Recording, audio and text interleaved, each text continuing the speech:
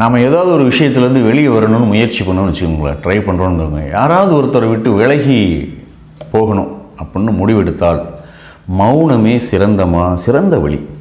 அது ஒரு கூர்மையான ஒரு டூல்.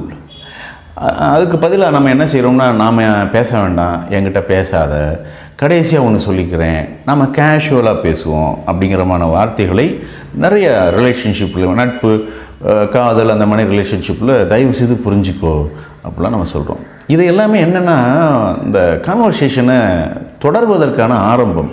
இன்னும் தொடர போகிறோங்கிறது தான் இங்கே நம்ம சொல்லப்படுற விஷயம்.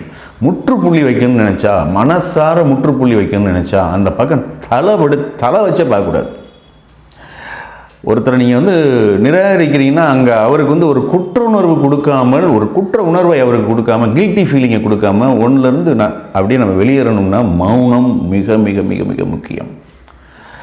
அதை சரியான கட்டத்தில் கரெக்டாக முன்னெடுக்கிறது ரொம்ப ரொம்ப ரொம்ப அவசியம். இது பிஸ்னஸ் துரோகமாக இருக்கலாம், அன்மேட்ச்டு ஃப்ரெண்ட்ஷிப்பாக இருக்கலாம், காதல் தோல்வியாக இருக்கலாம். இந்த மாதிரி பல வகைகள் ரிலேஷன்ஷிப்பில் இருக்குது. வேண்டாமா மௌனம், சைலண்ட். வாட்ஸ்அப்பில் எஸ்எம்எஸ் வருதா, சைலன்ஸ், நோ ரிப்ளை. கால் வருதா, சைலன்ஸ், நோ ரிப்ளை. பிளாக் பண்ணக்கூடாது, சைலன்ஸ், நோ ரிப்ளை. அடுத்தவங்களுடைய குற்ற உணர்வு நாம் அதிகரிச்சிடக்கூடாது. அது வெஞ்சன்ஸாக மாறிடும், துரோகம் அல்லது எதிரித்தன்மையாக மாறிடும்.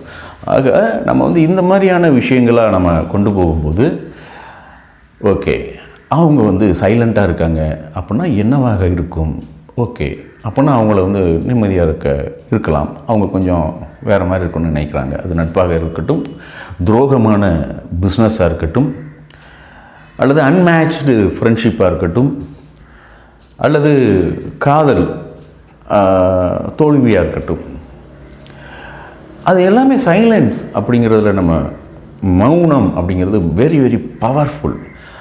போய் ஆர்கியூமெண்ட், இல்லை நான் இப்படி, நீ இப்படி, நான் அப்படி அப்படின்னா அதெல்லாமே அப்படியே கண்டினியூ பண்ணுறதுக்கான ஒரு ப்ராசஸ்.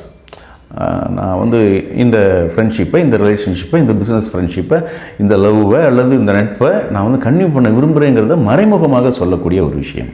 நாம் எப்படி செய்கிறோம்? திங்க்.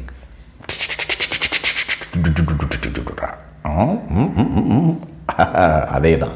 தேங்க்யூ. மனங்கள் மலரட்டும். உங்கள் நண்பன் Alpha Chinnaraja for sales coach மற்றும் life coach. Alpha time now. Thank you. Bye பாய்.